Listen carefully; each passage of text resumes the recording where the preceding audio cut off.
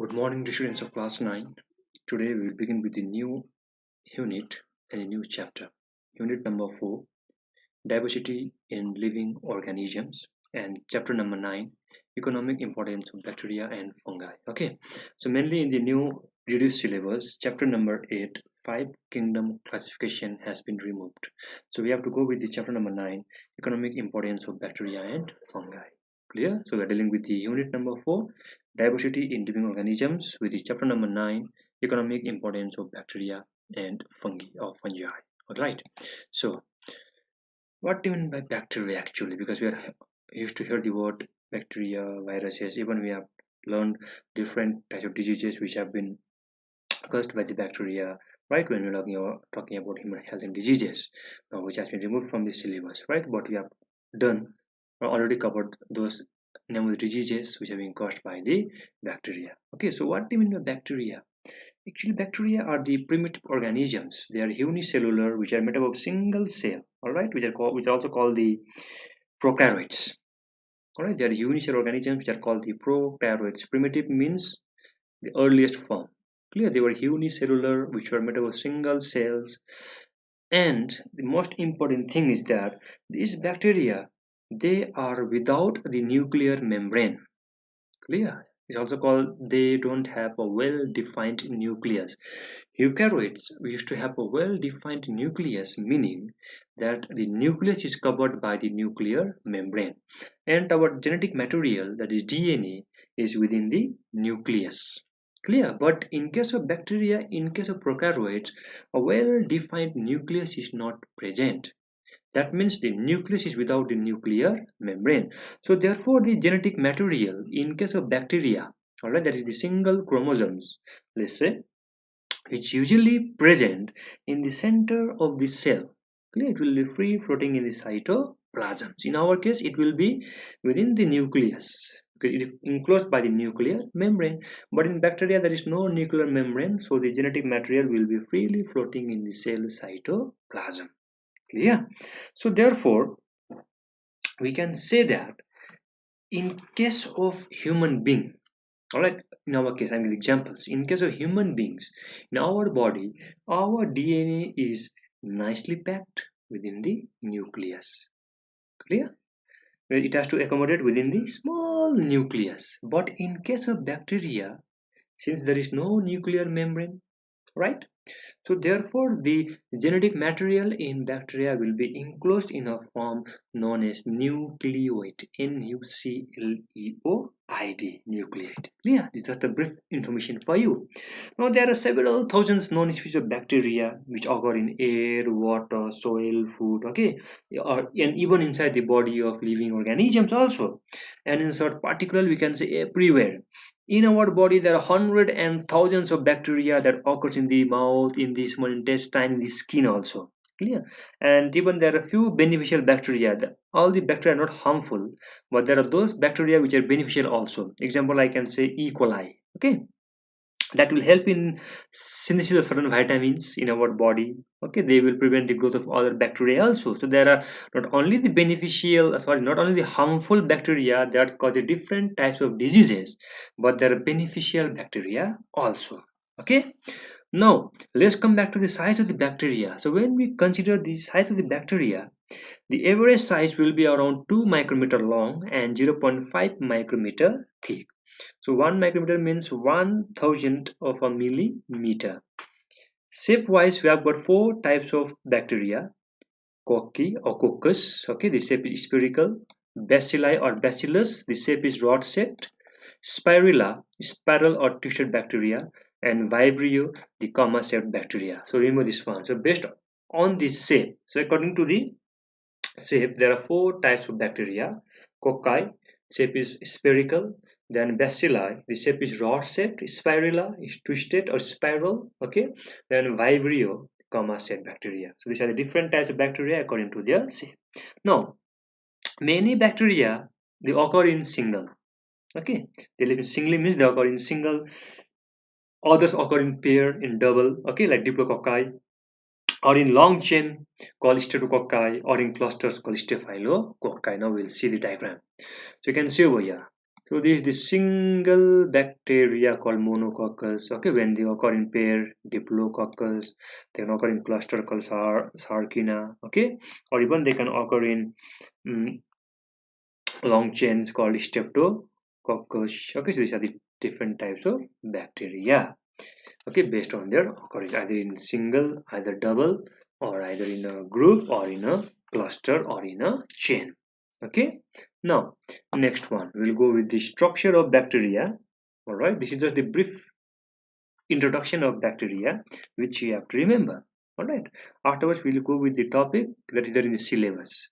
But before going into the topic that is in the syllabus, a brief idea about bacteria must be known to every one of you. Okay, so kindly listen very carefully. All right, we have just finished about the shapes of the bacteria.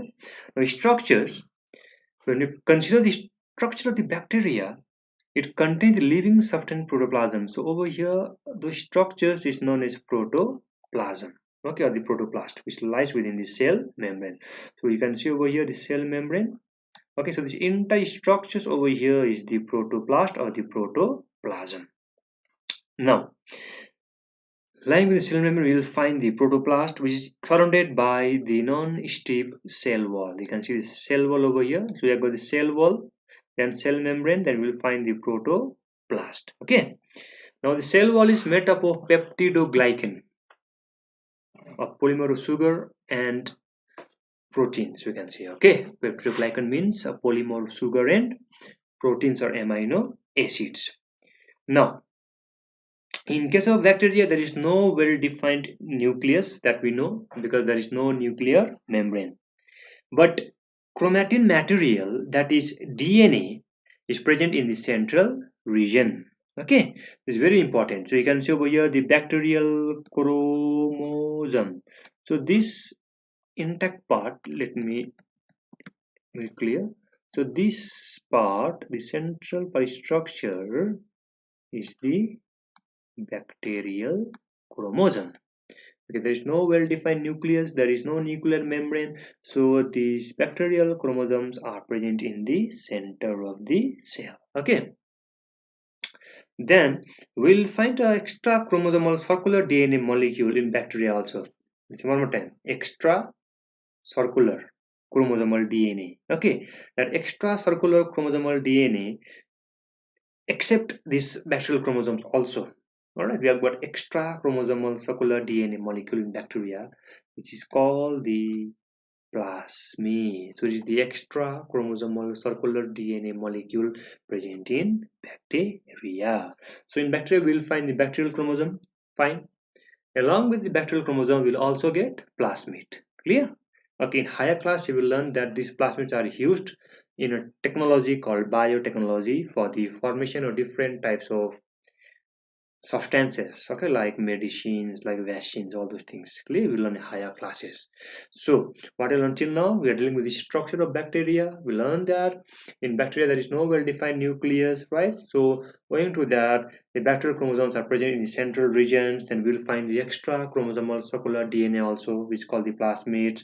Then we'll find the living protoplast inside the cell membrane, and cell membrane is surrounded by the cell wall, which is made of peptidoglycan, and peptidoglycan is mainly a polymer of amino acids and sugar. Okay.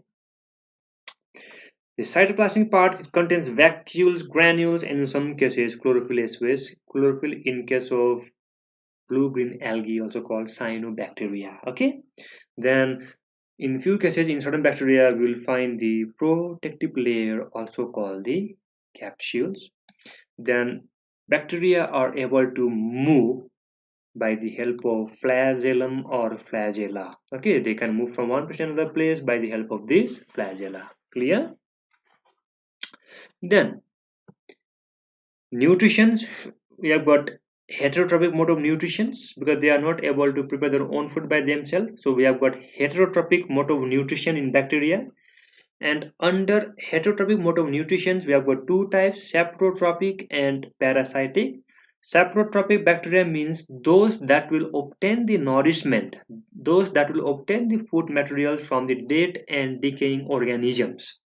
And parasitic means those that will obtain the nourishment, the food particles from the other living organisms which are known as the host. Okay, so mode of nutrition, we have got heterotrophic mode of nutrition, because most of the bacteria they have no chlorophyll. Okay, those who have got chlorophyll, they are called photoautotropic bacteria. Clear? But those who are not able to prepare their own food, they are called heterotrophic bacteria. And under the heterotrophic bacteria, we have got saprophytic bacteria and we have got parasitic bacteria. Saprotrophic means those will obtain the nourishment from the dead and decaying organisms, simple from dead bodies of living organisms, sorry, of dead organisms. And next one is parasitic, which will obtain their nourishment, their food from the other living organisms, which are called the host. And in higher classes, you will learn one more thing under the types of nutrition under heterotrophic, that is called symbiotic bacteria. Okay, which you learn in case of the nitrogen fixation. Clear? So symbiotic means where the bacteria will live in close association with other organisms, where both of them will be mutually benefited. Kindly remember this thing.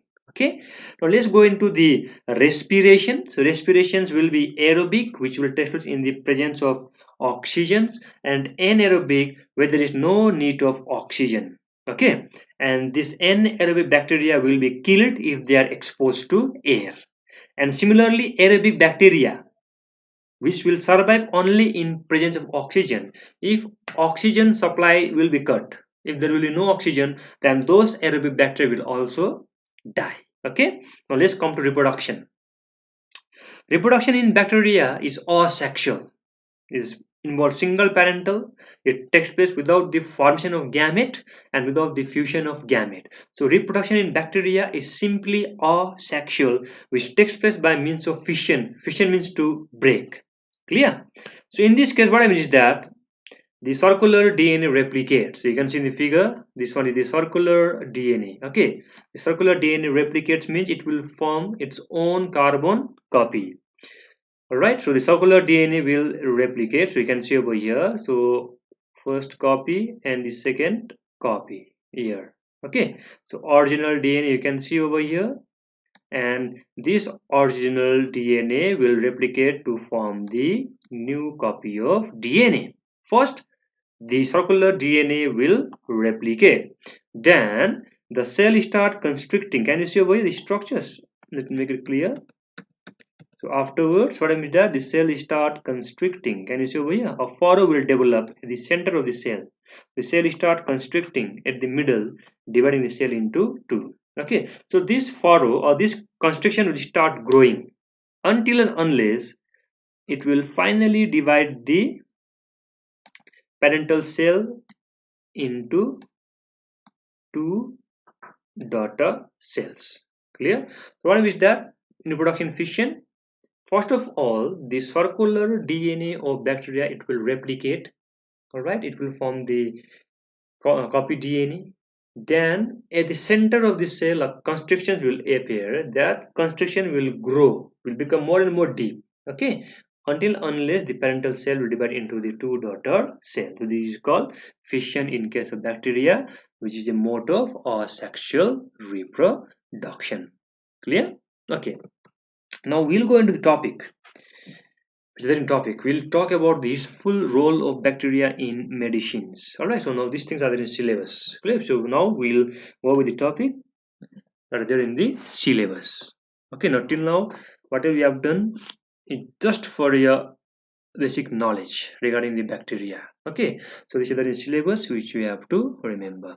So let's talk about the role of bacteria in the medicine, because I've been telling you that not all the bacteria they are harmful, but there are certain bacteria which are also beneficial. Okay, so now we are going to talk about those bacteria which are beneficial. So first of all, we'll talk about the role of bacteria in medicines. So bacteria are mainly used in the production of antibiotics, they are used in the production of serums, and they are used in the production of vaccines. All right, so first one we'll talk about the role of bacteria in the production of antibiotics. Okay, so today we know about dozens of antibiotics which are being widely used in different types of diseases, in different types of infections. For example, like streptomycin, right? We can learn the thing. Then we have got chloromycetin, we have got erythromycetin, we have got tetracycline, we have got penicillin. These are the different types of antibiotics which are now being used for the treatment of different types of infections. Clear? So penicillin, I think I heard this term, the antibiotic penicillin. Penicillin was the first antibiotic which was produced from a fungus, Penicillium chrysogenum. It's also called Penicillium notatum, right? So this penicillin is the first antibiotic which is being produced from the fungus Penicillium chrysogenum, or simply it used to be known as Penicillium notatum. Okay, so how was this penicillin discovered? Who discovered penicillin? Sir Alexander Fleming in the year 929 he discovered penicillin, the first antibiotic. So he was working on a bacterial culture. Okay, let's say we have got the two culture. In the two culture plate, he was observing the growth of the bacteria. So in one of the culture, bacteria was growing normally, but in the other culture, the growth of the bacteria or the multiplication of bacteria was stopped. Okay, so when Fleming observed the regions behind the cessations or the stoppage of the multiplication of bacteria in the culture, he noted that a certain mold, mold, mold of fungus called Penicillium chrysogenum was present in that culture. Okay, the culture where there was no growth of bacteria, in that culture, a mold of fungus Penicillium chrysogenum was growing. It was formerly known as Penicillium notatum. So don't get confused between Penicillium chrysogenum and Penicillium notatum. Clear? So that mold of Penicillium chrysogenum or Penicillium notatum was growing in the culture plate where there was no growth of bacteria. And he found out that this mold of bacteria, right, used to produce a substance, and that substance was suppressing the growth of the bacteria. And later on, he named this substance, which was produced by Penicillium chrysogenum, is penicillin. So penicillin is the substance which is produced by Penicillium chrysogenum, which was inhibiting, which was stopping the growth of bacteria. So penicillium is the product of a mold fungus. Remember this thing. Penicillium is the product of the fungus, not that of the bacteria. That means penicillin is produced by the fungus Penicillium chrysogenum, formerly known as Penicillium notatum. It is not produced by the bacteria. So penicillin is the first antibiotic which was produced by Sir Alexander Fleming. The second antibiotic we can say, or the antibiotic streptomycin, was produced by Selman Waxman. Okay, it was produced from Streptomyces gracius. Okay, and it is used for the treatment of tuberculosis. You can look at the table over there. Penicillin is used in the treatment of tetanus, diphtheria. Streptomycin is used in the treatment of tuberculosis. Clear? Similarly, chlorotetracycline is obtained from Streptomyces aureofaciens and is used in the treatment of typhoid. And erythromycin, the antibiotic, is obtained from Saccharopodyspora erythrea, and it's used for the treatment of rickettsial fevers. Clear? So these are the name of the few antibiotics, the source organisms, and the disease for which they are being used. Okay, now we'll talk about the criteria for good antibiotic and the other uses of antibiotics. So what are the criteria for the antibiotic to be good? It should be able to kill a variety of disease causing microorganisms. Okay, that means it must have broad spectrum. It must kill a large number of disease causing microorganisms. It should not produce any kind of side effects when we are using it, and it should not kill the normal bacteria of the host, because we used to harbor a lot of bacteria. Among them, most of them are beneficial. So whenever we are using those antibiotic, those beneficial bacteria should not be killed by those antibiotic. Clear? Other uses, it can be used as food preservatives for preserving fish meat. Okay, then for treating animal feed and for controlling the plant pathogens. So these are the few examples where we can use the antibiotics. Sorry. Next one, serums, for producing serums. Now what is serums? Now serum actually means the blood plasma from which the fibrinogen has been removed. What is fibrinogen? It is mainly used in the process of blood clotting. Okay. So those blood plasma from which the fibrinogen has been removed, they are called the serum, and it contains antibodies, or we can say antitoxins. Okay, now what do you mean by toxins?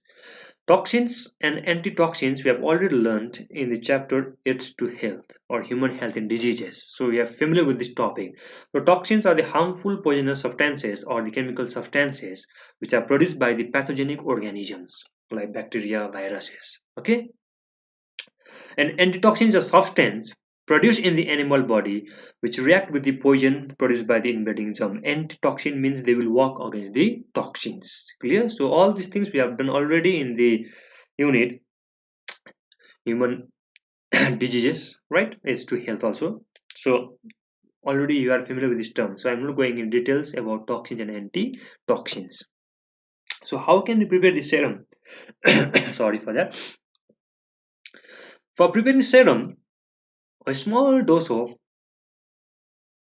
bacterial toxin sorry, a small dose of bacterial toxin is introduced into the blood of a healthy animal. So what we are doing whenever we are trying to prepare the serum, so what we are doing is that small dose of bacterial toxin is being injected into a healthy organism such as cow or horse. Okay, so when we inject the bacterial toxin, let's say into the body of a horse, the body of the horse will start producing antitoxin. So antitoxins are produced in order to neutralize the effect of toxins. Clear? So after several injection of the same toxins, all right, the blood of such animals will be taken out, it will be chilled, and when those blood of the animals will be chilled, it will produce a clear extra colored liquid which is called the serum. Clear? Simply what we are doing, we are putting the bacterial toxin into the body of a healthy animal such as cow or horse. Let's say for example horse.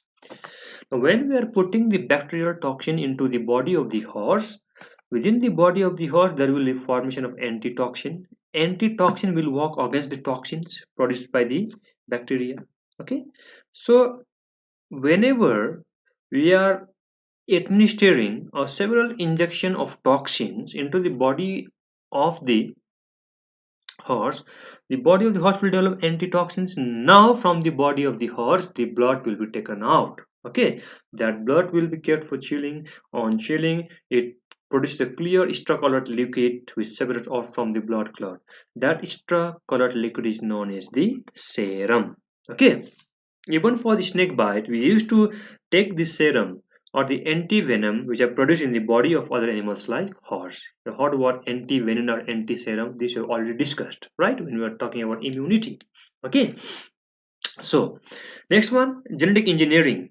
All right, the modern advancement in the field of biology, biotechnology, or genetic engineering has also made it possible to introduce the human gene into certain bacteria like Escherichia coli or E. coli. All right, in this way you can make different types of useful products for the human being. For example, the hormone insulin, which is being used for the treatment of diabetes, was first produced by the help of genetic engineering using E. coli or Escherichia coli.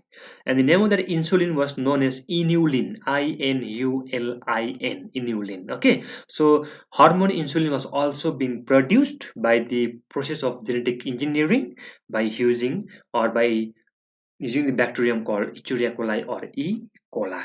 Okay, now a few serum compounds which are produced genetically by genetic engineering. Okay, biomodified bacteria are blood clotting factor 8 for the treatment of hemophilia A and factor 9 for the treatment of hemophilia B. So these blood clotting factor 8 and factor 9 are being produced by the process of genetic engineering by genetically modifying the bacteria. And simply we are using which bacteria? E. coli or Escherichia coli. The next one, vaccines. You are also familiar with the term vaccines, a preparation which consists of dead or weakened germs. Remember, in vaccines, we are usually administering the germs, disease causing germs, but the strength of that germs will be weak or they will be dead. So, during vaccinations, all this we have already done. All right.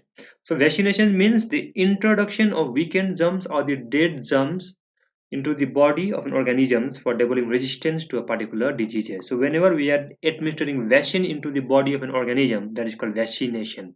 And vaccination is simply done in order to develop immunity.